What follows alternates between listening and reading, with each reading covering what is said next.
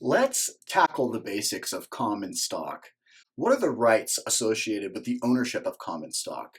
They are the right to inspect the books and records of the company, the right to vote on the board of directors and any changes in the company's charter, the right to receive distributions from the company. These are dividends and stock splits.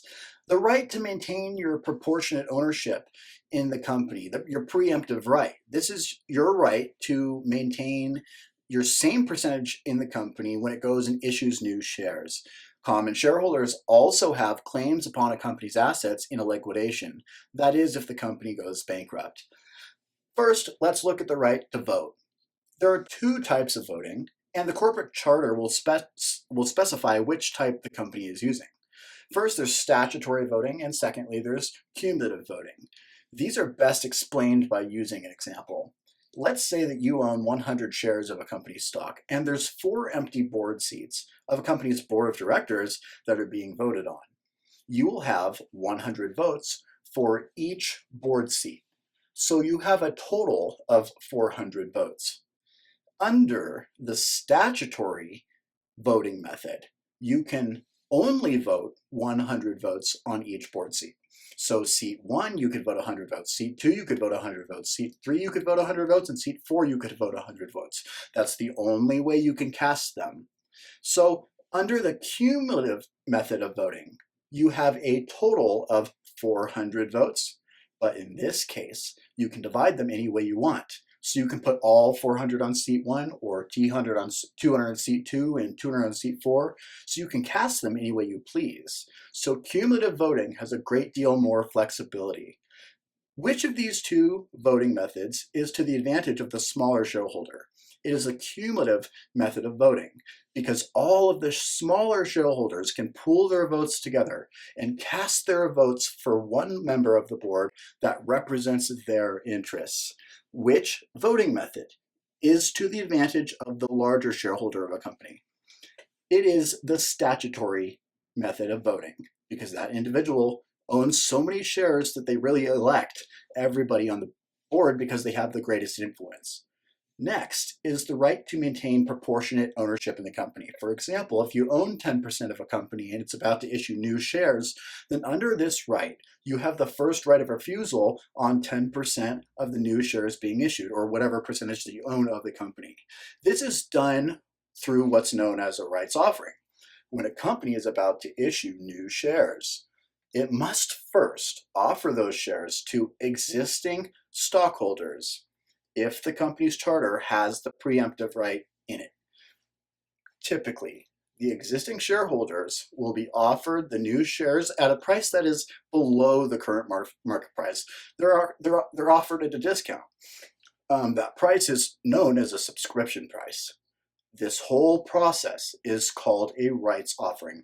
And existing shareholders have a period of time, typically 30 to 60 days, where they can make up their mind about what they want to do. They can exercise the rights or let them expire. They can exercise the right and buy the new shares at the subscription price, which is, remember, lower than the market price, issued at a discount. Rights are issued at a discount. They can also sell the rights in the marketplace. They will trade separately from the stock, or they can simply let the right expire. The next right is the right to receive dividends. Remember that for common stock, all dividends are at the discretion of the board of directors, and they must be declared by the board of directors.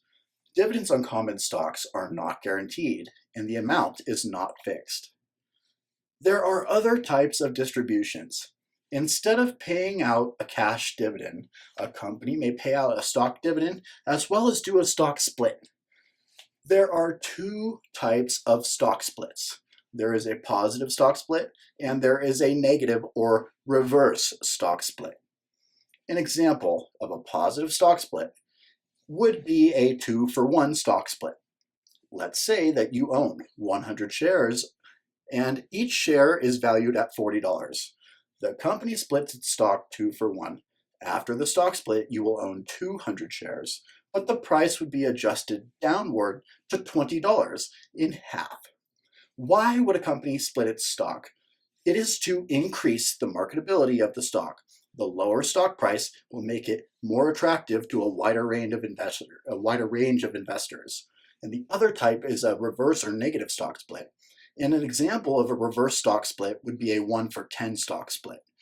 For every 10 shares that you own, you end up with 1. Why would a company do a reverse or negative stock split?